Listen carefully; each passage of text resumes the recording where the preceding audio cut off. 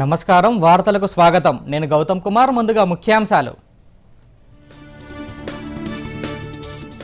రైతుల ఖాతాల్లోకి 17వ విడత పీఎం కిసాన్ నిధుల జమ వారణాసి వేదికగా విడుదల చేసిన ప్రధానమంత్రి నరేంద్ర మోదీ వ్యవసాయ ఎగుమతుల్లో భారత్ అగ్రగామిగా మారిందన్న ప్రధాని మోదీ కృషి సఖి రూపంలో వ్యవసాయానికి కొత్త బలం చేకూరిందని వెల్లడి యువతకు నైపుణ్యాన్ని అందిస్తే ప్రపంచంతో పోటీ పడతారన్న ముఖ్యమంత్రి రేవంత్ రెడ్డి 2324 కోట్లతో 64 ఐటీఐలను ఏటీసీలుగా మారుస్తున్నట్లు వెల్లడి ప్రపంచానికి భారత్ అందించిన వరం యోగా అన్న మంత్రి దామోదర రాజనరసింహ యోగా సాధన వల్ల ఆరోగ్య సమతుల్యత ఏర్పడుతుందని వ్యాఖ్య కేసీఆర్ అనాలోచిత నిర్ణయాలతో విద్యుత్ శాఖపై 40,000 కోట్ల భారం పడిందన్న కాంగ్రెస్ గత 10 ఏళ్లలో ఉద్యోగాల నోటిఫికేషన్ లేక యువత నష్టపోయారని ఎమ్మెల్సీ జీవన్ రెడ్డి విమర్శ. ఇక వివరాలు. ప్రధానమంత్రి నరేంద్ర మోదీ మూడోసారి అధికారం చేపట్టిన తర్వాత తొలిసారి సొంత నియోజకవర్గం వారణాసిలో పర్యటించారు. వారణాసి వేదికగా పీఎం కిసాన్ సమ్మాన్ నిధి 17వ విడత నిధులను విడుదల చేశారు. 20,000 కోట్లు దేశవ్యాప్తంగా కోట్లాది మంది రైతుల బ్యాంకు ఖాతాలకు చేరాయి. అలాగే 30,000 మందికి పైగా స్వయం సహాయక సంఘాల మహిళలకు కృషి సఖి సర్టిఫికెట్లను అందించారు.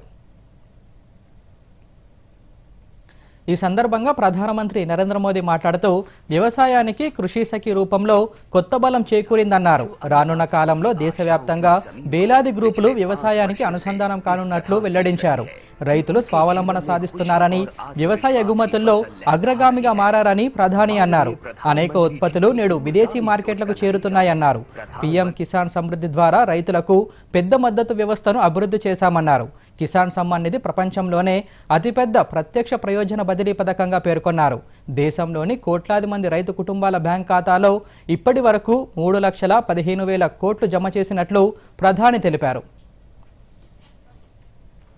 साथियों, पीएम किसान सम्मान निधि आज दुनिया की सबसे बड़ी डायरेक्ट बेनिफिट ट्रांसफर स्कीम बन चुका है. अभी तक देश के करोड़ों किसान परिवारों के बैंक खाते में 3.25 लाख करोड़ रुपए जमा हो चुके हैं. यहां वाराणसी जिले के किसानों के खाते में भी 700 करोड़ रुपए जमा हुए हैं. मुझे खुशी है कि पीएम किसान सम्मान निधि में सही लाभार्थी तक लाभ पहुंचाने के लिए टेक्नोलॉजी का बेहतर इस्तेमाल हुआ है. कुछ महीने पहले ही विकसित भारत संकल्प यात्रा के दौरान भी 1 करोड़ से अधिक किसान इस योजना से जुड़े हैं. सरकार ने पीएम किसान सम्मान निधि का लाभ पाने के लिए कई नियमों को भी सरल किया है. जब सही नीयत होती है, सेवा की भावना होती है, तो ऐसे ही तेजी से किसान हित के जनहित के काम होता है. యోగా చిరుధాన్యాలపై అవగాహన కల్పించడం ద్వారా సంపూర్ణ ఆరోగ్యాన్ని ప్రజల నేతృత్వంలో ఉద్యమంగా మార్చాలని గ్రామ పంచాయతీలకు ప్రధానమంత్రి నరేంద్ర మోదీ పిలుపునిచ్చారు. ఈ మేరకు గ్రామ పంచాయతీ పెద్దలకు లేఖలు రాశారు. పంచాయతీ ప్రాంగణాలు, పాఠశాలలు, అంగన్వాడీలు, కమ్యూనిటీ హెల్త్ సెంటర్లలో యోగా కార్యక్రమాలు నిర్వహించడం ద్వారా ఒత్తిడి లేని జీవనశైలిని యువత స్వీకరించడానికి ఉత్ప్రేరకమవుతుందని ప్రధానమంత్రి పేర్కొన్నారు. ప్రపంచ ప్రభావానికి, ప్రజల జీవితాలపై యోగా సానుకూల ప్రభావానికి నిదర్శనంగా అంతర్జాతీయ యోగా దినోత్సవం నిర్వహిస్తున్నట్లు ప్రధాని చెప్పారు. ఆరోగ్యవంతమైన దేశాన్ని నిర్మించేందుకు ప్రభుత్వం చేస్తున్న ప్రయత్నాలకు మరింత బలం చేకూరుస్తుందని ఉద్ఘాటించారు. యోగా అనేది సంపూర్ణ ఆరోగ్యానికి సహాయపడే దేశ ప్రాచీన సంస్కృతి యొక్క బహుమతి అని ప్రధాని స్పష్టం చేశారు. శరీరానికి, మనసుకు యోగా ఎంత అవసరమో చిరుధాన్యాల పోషకాహారం మంచి ఆరోగ్యాన్ని పెంపొందిస్తాయని ప్రధాని మోదీ తెలిపారు. శ్రీనగర్లో ఈ నెల 21న జరిగే 10వ అంతర్జాతీయ యోగా దినోత్సవ వేడుకల్లో ప్రధానమంత్రి నరేంద్ర మోదీ పాల్గొననున్నారు. దృష్టిలోపం ఉన్నవారు యోగాను నేర్చుకునేందుకు, సాధన చేసేందుకు వీలుగా బ్రెయిలీ లిపిలో కామన్ యోగా ప్రోటోకాల్ పుస్తకాన్ని కేంద్ర ఆయుష్ మంత్రి ప్రతాప్ రావ్ జాదవ్ ఆవిష్కరించారు. ఈ సందర్భంగా న్యూఢిల్లీలో మీడియాతో మాట్లాడుతూ సామాజిక సామరస్యాన్ని పెంపొందించడంతో పాటు శారీరక, మానసిక, ఆధ్యాత్మిక ఎదుగుదలను యోగా పెంపొందిస్తుందన్నారు. ఇటీవలి కాలంలో లక్షలాది మంది ఉత్సాహంగా యోగాలో పాల్గొనడం దీని ప్రభావాన్ని ప్రతిబింబిస్తుందని అన్నారు. అంతర్జాతీయ యోగా దినోత్సవాన్ని పురస్కరించుకొని యోగా ఫర్ స్పేస్ అనే ప్రత్యేక కార్యక్రమాన్ని ఇస్రో నిర్వహిస్తుందని చెప్పారు. యోగా రంగంలో సాంకేతిక స్టార్టప్లను ప్రోత్సహించడానికి మైగవ్ పోర్టల్, మై భారత్ పోర్టల్లో యోగా టెక్ ఛాలెంజ్ను ఆయుష్ మంత్రిత్వ శాఖ నిర్వహిస్తున్నట్లు కేంద్ర మంత్రి ప్రతాప్ రావ్ జాదవ్ తెలిపారు. इस बार का अंतर्राष्ट्रीय योग दिवस जम्मू कश्मीर के श्रीनगर में अपनी निर्धारित तिथि 21 जून 2024 को मनाया जाएगा. देश के प्रधानमंत्री श्री नरेंद्र मोदी जी जनमानस के साथ कॉमन योग प्रोटोकॉल के अनुसार सामूहिक योगाभ्यास करेंगे. पिछले एक दशक में एनडीए सरकार ने योग को न केवल एक समग्र स्वास्थ्य व्यवस्था के महत्वपूर्ण हिस्से के रूप में स्थापित करने का प्रयास किया है, बल्कि पूरी दुनिया में योग को जनमानस की जीवन शैली में शामिल करने का काम किया है. योग जीवन को एक गहन अनुशासन प्रदान करने के साथ साथ दैनिक स्वास्थ्य की समस्याओं का सामना करने के लिए आवश्यक शारीरिक शक्ति, मानसिक संतुलन और भावनात्मक सुदृढ़ता प्रदान करता है. नियमित योग से शारीरिक स्वास्थ्य को बढ़ावा मिलने के साथ ही हमें अपने सांस्कृतिक विरासत को संरक्षित करने अवसर भी प्राप्त होता है. ఐటీఐలను అడ్వాన్స్ ట్రైనింగ్ సెంటర్లుగా మారుస్తున్నట్లు ముఖ్యమంత్రి రేవంత్ రెడ్డి తెలిపారు. హైదరాబాద్లోని మల్లెపల్లి ఐటీఐలో అడ్వాన్స్ ట్రైనింగ్ సెంటర్కు సీఎం భూమి పూజ చేశారు. ఈ సందర్భంగా ముఖ్యమంత్రి మాట్లాడుతూ 2,324 కోట్ల రూపాయలతో 64 ఐటీఐలను ఏటీసీలుగా మారుస్తున్నట్లు చెప్పారు. 10 ఏళ్లుగా ఐటీఐలు నిరుపయోగంగా మారాయని, వీటికి అదనపు హంగులు ఏర్పాటు చేసి యువతకు నైపుణ్యాన్ని అందిస్తే ప్రపంచంతో పోటీ పడగలరని చెప్పారు. సాంకేతిక నైపుణ్యమే ఉద్యోగ అవకాశాలకు దారి చూపెడుతుందన్నారు. ప్రపంచంతో పోటీ పడాలంటే సర్టిఫికెట్లతో పాటు సాంకేతికత అవసరమన్నారు. విద్యార్థులకు నాణ్యమైన విద్యను అందించడం, నిరుద్యోగులకు ఉద్యోగాలు కల్పించడమే తమ ప్రభుత్వ లక్ష్యమని సీఎం రేవంత్ రెడ్డి చెప్పారు. రాష్ట్ర ప్రభుత్వం టాటా సంస్థ కలిపి 2,324 కోట్ల రూపాయలతోటి 65 ఐటీఐలను సాంకేతికంగా రోబోట్స్ నుంచి మొదలు పెడితే అత్యంత అధునాతనమైన మెషినరీ తీసుకొచ్చి, మెషినరీ పెట్టి వదిలేయడం లేదు, అందరికీ ట్రైనింగ్ ఇచ్చి, ఐటీఐలో ఉండే లెక్చరర్స్కి కానీ ఐటీఐలో ఉండే టీచింగ్ స్టాఫ్కి కూడా ట్రైనింగ్ ఇచ్చి, టెక్నికల్ ట్రైనింగ్ ఇచ్చి, మీ విద్యార్థులు అందరూ కూడా శిక్షణ ఇవ్వడానికి అవసరమైన కార్యాచరణను, ప్రణాళికలను అన్నిటిని తీసుకొని రాష్ట్ర ప్రభుత్వం ముందుకు వచ్చింది. ఈరోజు మనం ప్రపంచంతోనే ఐటీ రంగంలో మనం పోటీ పడగలుగుతున్నాం, ఫార్మా రంగంలో మనం పోటీ పడగలుగుతున్నాం. ఆనాడు ప్రభుత్వాలు ఆ రంగాలలో ఫోకస్ పెట్టడం వల్ల అందులో మనం ప్రపంచంతో పోటీ పడుతున్నాం. మరి ఈరోజు మిడ్ సెగ్మెంట్లో విద్యార్థులు లక్షలాది మంది ఉన్నారు. వాళ్ళ ఎడ్యుకేషన్లో సర్టిఫికెట్లో రాణించిన సాంకేతిక శిక్షణ లేకపోవడం వల్ల నిరుద్యోగ సమస్యను ఎదుర్కొంటున్నారు. ఆ మిడ్ సెగ్మెంట్ ప్రభుత్వం యొక్క ఫోకస్ మధ్యతరగతి, దిగువ తరగతి కుటుంబాలకు, గ్రామీణ ప్రాంతాలలో, వెనుకబడిన ప్రాంతాలలో నుంచి చదువుకొని వస్తున్న నిరుద్యోగ యువకులకు శిక్షణను ఇవ్వడం ద్వారా వాళ్లకు నైపుణ్యం పెంపొందించి వాళ్లకు ఉద్యోగ ఉపాధి అవకాశాలు కల్పించడం మా బాధ్యతగా భావించడం. దాంట్లో భాగంగానే మొదటి మెట్టు ఇవాళ మల్లెపల్లి ఐటీఐలో మా ప్రభుత్వం నిర్ణయం తీసుకున్నది, ప్రారంభించింది. తొందరలో రాష్ట్రం నలుమూలల 65 ఐటీఐలను అత్యంత అధునాతనంగా తీర్చిదిద్ది రాష్ట్రంలో ఉండే లక్షలాది మంది నిరుద్యోగ విద్యార్థులకు శిక్షణ ఇవ్వడం జరుగుతుంది. ఇందులో నైపుణ్యం నేర్చుకుంటే మీరు సొంతంగా వ్యాపార సంస్థలు పెట్టుకోవచ్చు. ఇందులో మీరు నైపుణ్యం నేర్చుకుంటే ప్రభుత్వం కూడా మీరు వ్యాపారాలు పెట్టుకోవడానికి అవసరమైన ఆర్థిక సహాయాన్ని మీకు అందించడానికి ప్రభుత్వం ముందుకు వస్తుంది. పూలవాడు, కేటరింగ్ వాడు, బ్యాండ్ వాడు, ఇదిగోండి బాబు. వాయింపుడైపోతుంది అన్న, పొరపాటు జరిగితే డబ్బు పోతుంది. అరే కాదురా, బ్యాంక్ జాగ్రత్త పడుతుంది. ఎలాగా? నేను పాజిటివ్ పే సిస్టమ్ పై రిజిస్టర్ చేసుకున్నా. బ్యాంక్ కి చెక్స్ ఇంకా బెనిఫిషరీస్ వివరాలు ఇచ్చాను. బ్యాంక్ చెక్ చేసి పరీక్షిస్తుంది. డీటెయిల్స్ మ్యాచ్ కాకపోతే క్లియరెన్స్ చెయ్యదు. అలాగా? ఏది నాకు ఇవ్వండి. ఫోటోల వాడు, లైట్ల వాడు, మండపం వాడు. ఆర్బీఐ ఉంటుంది. విషయాలు తెలుసుకోండి, జాగరూకంగా ఉండండి. భలే బాగా చెప్తున్నారు వీరు. ఇంతగా కష్టపడ్డాం ఎందుకు నాన్న? అమ్మా, ఇంతలా నేను ఎందుకు కష్టపడుతున్నానంటే ఆకలితో ఎవరూ కూడా కష్టపడకుండా ఉండాలని. అందరి కష్టం తీర్చడానికి మీరు ఉన్నారు నాన్న. మరి మీకు కష్టం వస్తే?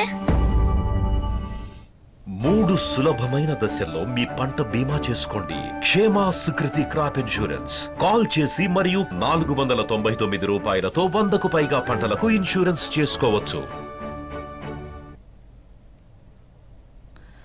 వార్తలకు తిరిగి స్వాగతం. మానేరు రివర్ ఫ్రంట్ పనులు త్వరితగతిన పూర్తి చేస్తామని రవాణా శాఖ మంత్రి పొన్నం ప్రభాకర్ వెల్లడించారు. కరీంనగర్ కలెక్టరేట్ ఆడిటోరియంలో కరీంనగర్ మున్సిపల్ కార్పొరేషన్ సమీక్షా సమావేశం నిర్వహించారు. Karimnagar smart city, CMA plan grants, water supply, solid water management విషయాలను సమీక్షించారు. ఈ సందర్భంగా మంత్రి పొన్నం ప్రభాకర్ మాట్లాడుతూ కరీంనగర్ మున్సిపాలిటీ అభివృద్ధి పనులపై రివ్యూ జరిగిందన్నారు. 80 పనులలో వర్క్ లిస్ట్ లేకుండా పనులు చేశారని, 98 కోట్ల నిధులపై ప్రగతి లేదన్నారు. టూరిజం ప్రాజెక్ట్ ద్వారా మానేరు రివర్ ఫ్రంట్ పనులు పూర్తి చేస్తామని చెప్పారు. కాగా స్మార్ట్ సిటీ పనులు నిధుల దుర్వినియోగంపై విజిలెన్స్ విచారణకు ఆదేశించనున్నట్లు తెలిపారు.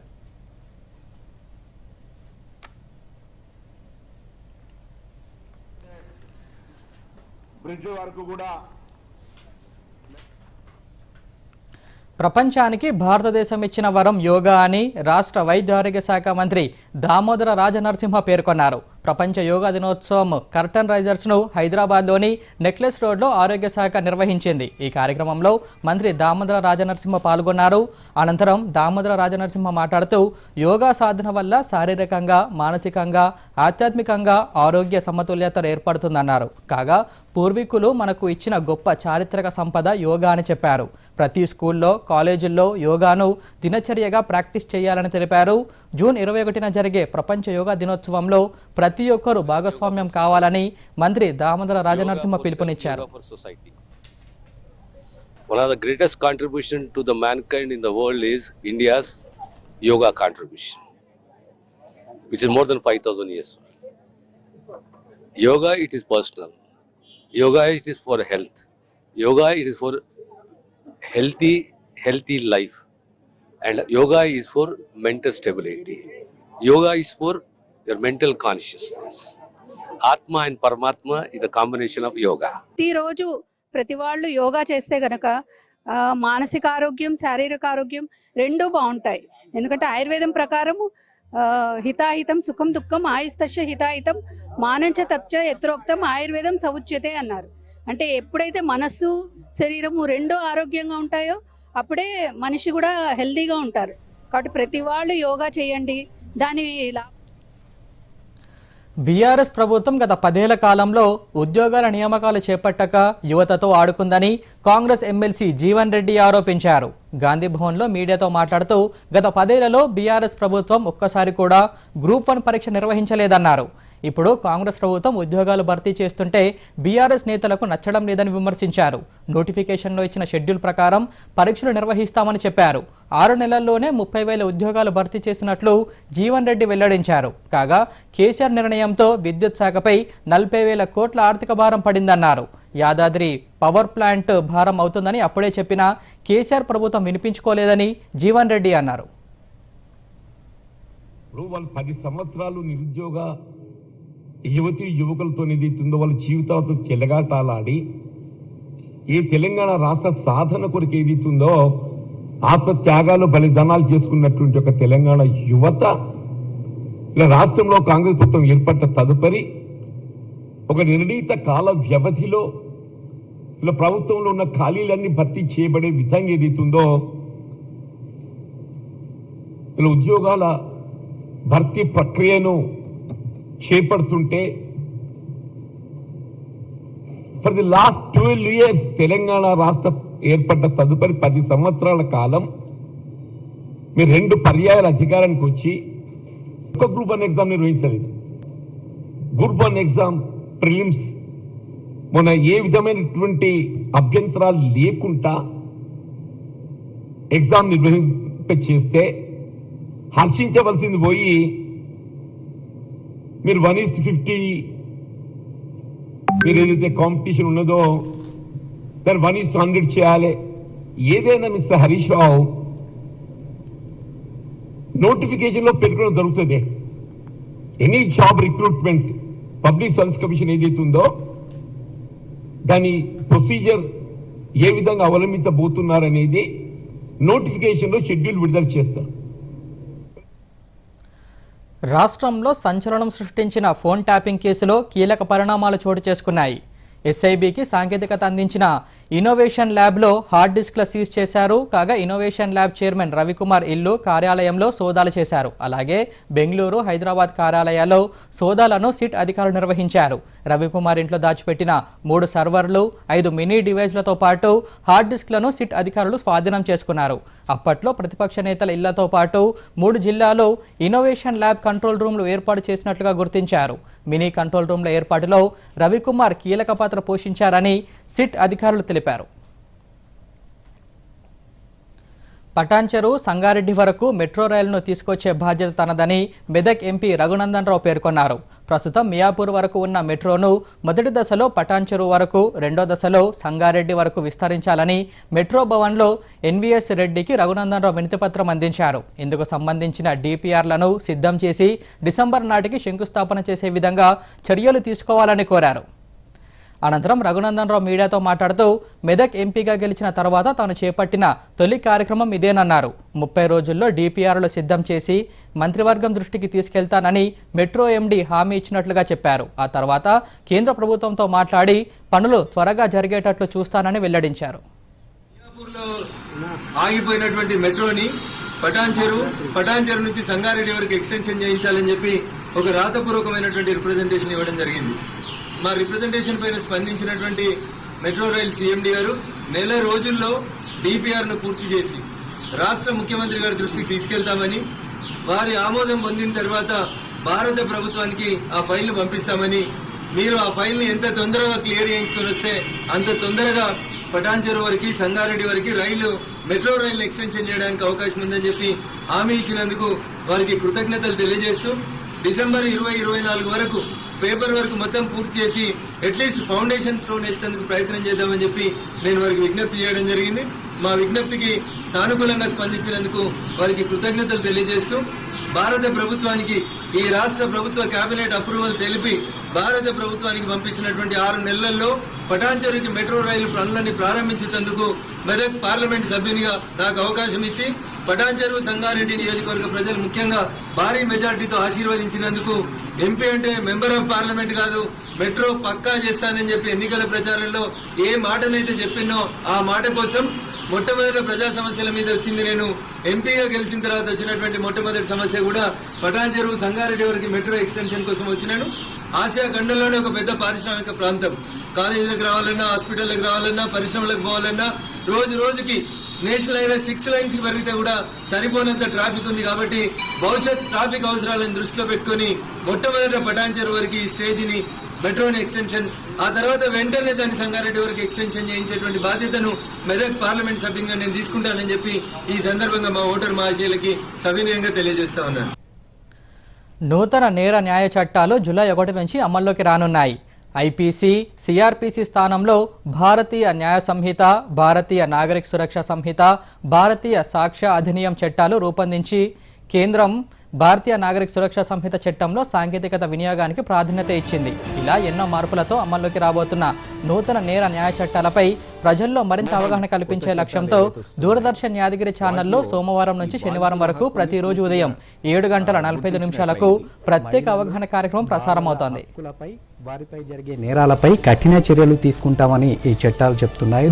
అంటే పిల్లలపైన జరిగే నేరాల గురించి ఈ చట్టాన్ని పటిష్టం చేయడం జరిగిందని చెప్పొచ్చు. మూక దాడులు, మూక హత్యాకాండపై ఏ అంశాలు పొందుపరిచారు?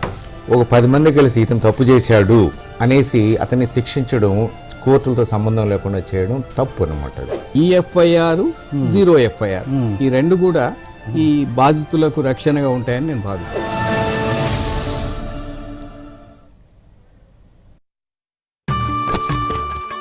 ఇంతగా కష్టపడ్డాం ఎందుకు నాన్న? అమ్మా, ఇంతలా నేను ఎందుకు కష్టపడుతున్నానంటే ఆకలితో ఎవరూ కూడా కష్టపడకుండా ఉండాలని. అందరి కష్టం తీర్చడానికి మీరు ఉన్నారు నాన్న. మరి మీకు కష్టం వస్తే? 3 సులభమైన దశల్లో మీ పంట బీమా చేసుకోండి. క్షేమ సుకృతి క్రాప్ ఇన్సూరెన్స్. కాల్ చేసి మరియు 499 రూపాయలతో 100కు పైగా పంటలకు ఇన్సూరెన్స్ చేసుకోవచ్చు. వార్తలకు తిరిగి స్వాగతం. భద్రాద్రి, యాదాద్రి విద్యుత్ ప్లాంట్లు, ఛత్తీస్గఢ్ విద్యుత్ కొనుగోల వ్యవహారంపై జస్టిస్ నరసింహారెడ్డి కమిషన్ విచారణ కొనసాగుతోంది. హైదరాబాద్లోని బీఆర్కే భవన్లో కమిషన్ ముందు టీజేఎస్ అధ్యక్షుడు ప్రొఫెసర్ కోదండరాం, విద్యుత్ శాఖ అధికారి రఘు హాజరయ్యారు. ఇద్దరి వద్ద కమిషన్ వివరాలు అడిగి తెలుసుకుంది. అనంతరం కోదండరాం మీడియాతో మాట్లాడుతూ గత ప్రభుత్వం తొందరపాటు చర్యలతో విద్యుత్ సంస్థలకు 81,000 కోట్ల రూపాయలు అప్పుల పాలైనట్లుగా ఆరోపించారు. గతేడాది గోదావరికి వచ్చిన వరదలకు భద్రాద్రి ప్లాంట్లో విద్యుత్ ఉత్పత్తి ఆపేయాల్సి వచ్చిందని చెప్పారు. గత ప్రభుత్వ తప్పిదాలపై క్రిమినల్ చర్యలు తీసుకోవాలని కోదండరాం డిమాండ్ చేశారు. నూతన నేర న్యాయ చట్టాలు జూలై 1 నుంచి అమల్లోకి రానున్నాయి. భారతీయ న్యాయ సంహిత, భారతీయ నాగరిక సురక్ష సంహిత, భారతీయ సాక్ష్య అధినియం 2023పై జగిత్యాల జిల్లాకు చెందిన పలువురు సీనియర్ న్యాయవాదులు హర్షం వ్యక్తం చేశారు. కొత్త నేర న్యాయ చట్టాల ద్వారా బాధితులకు త్వరితగతిన న్యాయం జరుగుతుందన్నారు. బాధితుల హక్కులను పరిరక్షించడానికి చట్టంలో ప్రాధాన్యతను ఇచ్చారని తెలిపారు. అవి మన 2024 జూలై 1వ తేదీ నుంచి అమల్లోకి వస్తున్నాయి. పాత చట్టాలది ఏంటిది అంటే బ్రిటిష్ వాళ్ళ అరాచకాలు ఎక్కువగా ఉంటుండే. దాంట్లో మహిళలకు కానీ చిన్నపిల్లలకు కానీ సత్వర న్యాయం అనేది ఇంతవరకు కూడా ఆ చట్టాలలో లేదు. కానీ మనకు ఇప్పుడు కేంద్ర ప్రభుత్వం తీసుకొచ్చిన 3 చట్టాల్లో మహిళలకు సత్వరంగా న్యాయం జరగడం, పిల్లలకు కానీ మహిళలకు కానీ మెయిన్ కాన్సెప్ట్లో వాళ్ళకు తొందరగా సత్వరంగా న్యాయం జరగాలని చెప్పేసి ఈ చట్టాలను రూపొందించారు. సో అందరికీ కూడా ఈ చట్టాలపైన అవేర్నెస్ కల్పించే ప్రోగ్రామ్స్ కేంద్ర ప్రభుత్వము తీసుకురావాలని చెప్పి కోరుకుంటున్నాను. ముఖ్యంగా అంటే ఇప్పుడు ఇంతకుముందు కేసెస్ అంటే చాలా పెండింగ్ అవుతుండే, చాలా సఫర్ అవుతుండే క్లయింట్స్ అనేవాళ్ళు. వాళ్ళకి సత్వర న్యాయం జరగలేక అడ్వకేట్స్ కూడా సఫర్ అవుతుండే. వాళ్ళకు అంటే డేట్స్ సరిగ్గా చెప్పలేక అట్లా బాగా టైం పెండింగ్ అనేది బాగుంటుండే. సో అదంతా తీసేసి మనకు సత్వరంగా న్యాయం జరగాలి. ముఖ్యంగా ఎవరైతే విక్టిమ్స్ ఉన్నారో వాళ్ళకి సత్వరంగా న్యాయం జరగాలి. న్యాయ వ్యవస్థ మీద వాళ్ళకు నమ్మకం కలగాలని చెప్పే దిశగా కేంద్ర ప్రభుత్వం మనకి ఈ చట్టాన్ని రూపొందించింది. ముఖ్యంగా మహిళలకు సంబంధించి పాత చట్టంలో కూడా సత్వర న్యాయము మనకు ఇప్పుడు డొమెస్టిక్ వైలెన్స్ అని కానీ పోక్సో కేసెస్ అని చెప్పి అవి తీసుకొచ్చారు. కానీ దాంట్లో కూడా అంత త్వరగా న్యాయము విక్టిమ్కి జరగట్లేదు.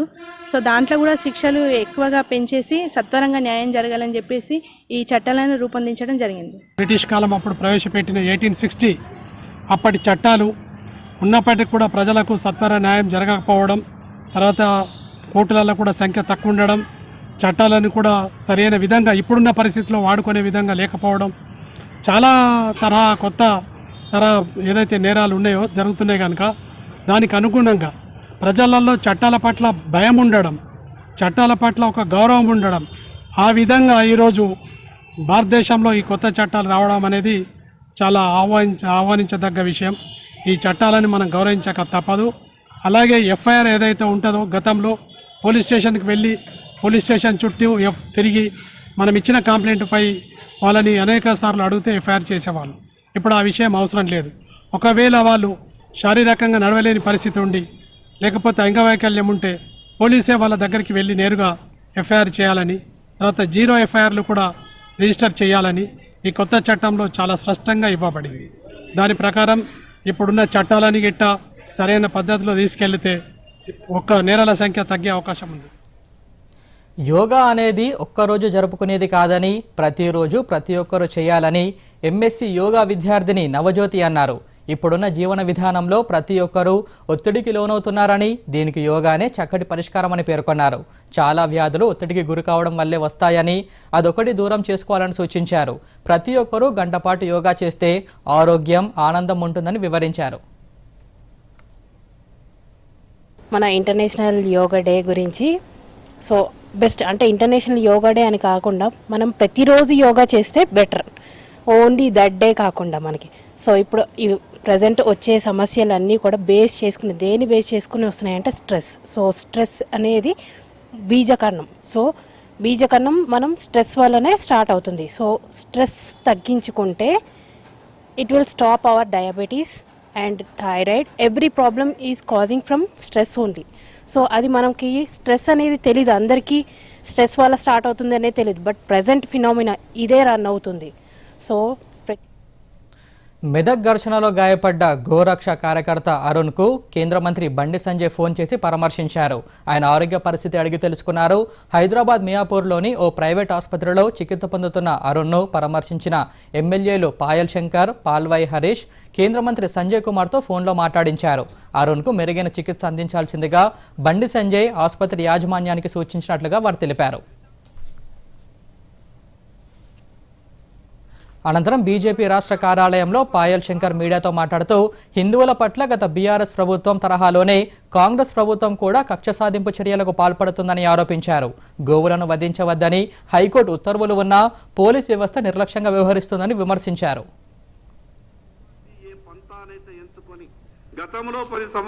నర్సాపురం బీజేపీ ఎంపీ భూపతిరాజు శ్రీనివాసవర్మ కేంద్ర మంత్రిగా బాధ్యతలు స్వీకరించారు. కేంద్ర ఉక్కు శాఖ సహాయ మంత్రిగా తన ఛాంబర్లో సంతకం చేసి బాధ్యతలు తీసుకున్నారు. ఈ కార్యక్రమంలో కేంద్ర మంత్రి కిషన్ రెడ్డితో పాటు ఏపీ బీజేపీ ఎమ్మెల్యేలు సుజనా చౌదరి, అరమెల్లి రాధాకృష్ణతో పాటు పలువురు బీజేపీ నేతలు పాల్గొన్నారు. ఈ సందర్భంగా శ్రీనివాసవర్మ మాట్లాడుతూ తనకు కీలకమైన బాధ్యతలు అప్పగించిన ప్రధానికి ప్రత్యేకమైన ధన్యవాదాలు తెలుపుతున్నానని చెప్పారు.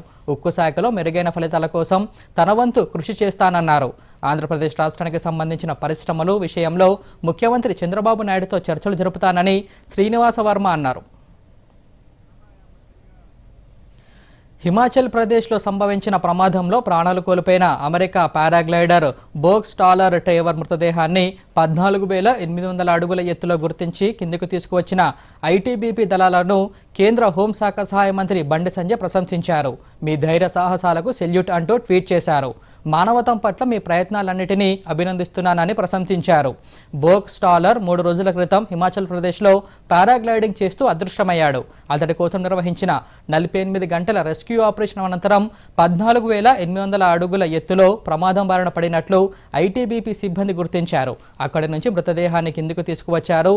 అత్యంత క్లిష్టతరమైన ఈ పనిని ఐటీబీపీ ధైర్య సాహసాలతో పూర్తి చేసినందుకు పలువురు ప్రశంసలు కురిపిస్తున్నారు. ఆశా వర్కర్ల జీతాలు వెంటనే చెల్లించాలని, ఎన్నికల్లో జీతాల పెంపుకు ఇచ్చిన హామీలు నిలబెట్టుకోవాలని బీజేపీ మహిళా మోర్చా డిమాండ్ చేసింది. ఆశా వర్కర్ల డిమాండ్ల కోసం ఈరోజు కోటిలో డిఎంఈ కార్యాలయం ముందు బీజేపీ మహిళా మోర్చా ఆధ్వర్యంలో ధర్నా నిర్వహించారు. ఈ విషయంపై డిఎంఈ జాయింట్ డైరెక్టర్ డాక్టర్ పద్మజకు విజ్ఞాపన పత్రం అందించారు. వెంటనే సమస్యల పరిష్కారానికి జాప్యం లేకుండా చర్యలు చేపట్టాలని కోరారు. ఈ సందర్భంగా బీజేపీ రాష్ట్ర మహిళా మోర్చా అధ్యక్షురాలు శిల్పారెడ్డి మాట్లాడుతూ ఒకవేళ కాలయాపన చేస్తే రాష్ట్ర బీజేపీ మహిళా మోర్చా తరపున ఆశా వర్కర్ల సమస్యల పరిష్కారం కోసం పోరాటం ఉధృతం చేస్తామని హెచ్చరించారు. ఆశా వర్కర్లకు 2 నెలల పెండింగ్ జీతాలు వెంటనే చెల్లించాలని, వెంటనే జాబ్ చార్ట్ వేయాలని, ఆశా వర్కర్స్కు ఎన్నికల్లో ఇచ్చిన మాట ప్రకారం వారికి జీతాలను 9,000 నుండి 18,000కు వెంటనే పెంచాలన్నారు. దేశవ్యాప్తంగా వైద్య విద్య కోర్సుల్లో ప్రవేశాల కోసం నిర్వహించిన నీట్ పరీక్షల్లో పేపర్ లీకేజీపై జాతీయ పరీక్షా మండలిని సుప్రీంకోర్టు తప్పుబట్టింది. ఎక్కడైనా నిర్లక్ష్యం ఉంటే దాన్ని సకాలంలో పరిష్కరించాలని స్పష్టం చేసింది. దేశంలోనే అత్యంత కఠినమైన పరీక్షకు సిద్ధమయ్యేందుకు విద్యార్థులు పడే శ్రమను మర్చిపోకూడదని పేర్కొంది. ఈ ఏడాది మే నెలలో నిర్వహించిన నీట్ పరీక్షను రద్దు చేయాలని దాఖలైన పిటిషన్లపై జస్టిస్ విక్రమ్నాథ్, జస్టిస్ ఎన్విఎన్ భట్టీలతో కూడిన వెకేషన్ బెంచ్ ఈరోజు విచారణ జరిపింది. ఎన్టీఏ నుంచి సకాలంలో చర్యలు ఆశిస్తున్నామన్న ధర్మాసనం తదుపరి విచారణను జూలై 8న చేపడతామని వెల్లడించింది. మరోసారి ముఖ్యాంశాలతో ఈ వార్తలు ముగిద్దాం. నమస్కారం. దూరదర్శన్ యాదగిరి వార్తలను ఇప్పుడు సోషల్ మీడియాలో కూడా చూడొచ్చు. యూట్యూబ్ అయితే డిడి న్యూస్ తెలంగాణ, ఎక్స్ వేదికగా అయితే DD news Telangana @DD Yadagiri news, Facebook అయితే డిడి న్యూస్ తెలంగాణలో చూసి సబ్స్క్రైబ్ చేసి లైక్ చేయండి, షేర్ చేయండి. రైతుల ఖాతాల్లోకి 17వ విడత పీఎం కిసాన్ నిధులు జమ. వారణాసి వేదికగా విడుదల చేసిన ప్రధానమంత్రి నరేంద్ర మోదీ. వ్యవసాయ ఎగుమతుల్లో భారత్ అగ్రగామిగా మారిందన్న ప్రధాని మోదీ. కృషి సఖీ రూపంలో వ్యవసాయానికి కొత్త బలం చేకూరిందని వెల్లడి. యువతకు నైపుణ్యాన్ని అందిస్తే ప్రపంచంతో పోటీ పడతారన్న ముఖ్యమంత్రి రేవంత్ రెడ్డి. 2324 కోట్లతో 64 ఐటీఐలను ఏటీసీలుగా మారుస్తున్నట్లు వెల్లడి. ప్రపంచానికి భారత్ అందించిన వరం యోగా అన్న మంత్రి దామోదర రాజనరసింహ. యోగా సాధన వల్ల ఆరోగ్య సమతుల్యత ఏర్పడుతుందని వ్యాఖ్య.